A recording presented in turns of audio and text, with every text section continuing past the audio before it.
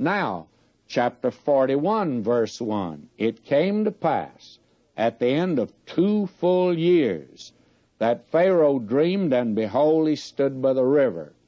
Now, here is the dream of Pharaoh, and he dreams by the river. And it's, remember, 2 years after the last chapter, which means Joseph has spent 2 years almost in solitaire, just waiting there for something to happen, and so far it hadn't happened.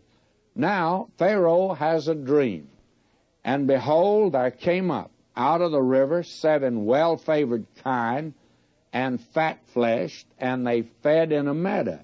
And behold, 7 other kine came up after them out of the river, ill-favored and lean-fleshed, and stood by the other kine from the brink of the river. Kine are cows, and that's what we're talking now about, cattle. There were 7 that were very well fed, fine-looking cattle, and the others, they were really skinny cattle. They certainly were not very well fed. And Pharaoh woke up, and what did it mean? He didn't have the interpretation, but nobody could help him that day, and so the very next night, verse 5 now, and he slept and dreamed the second time. And behold, 7 ears of corn came up upon one stalk, rank and good.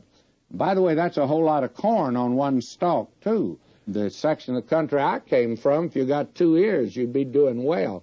And here, why, there's 7. Now, verse 6, and behold, 7 thin ears, and blasted with the east wind sprung up after them.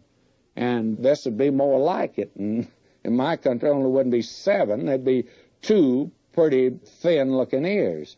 Verse 7 now, and the 7 thin ears devoured the 7 rank and full ears. And Pharaoh awoke, and behold, was a dream.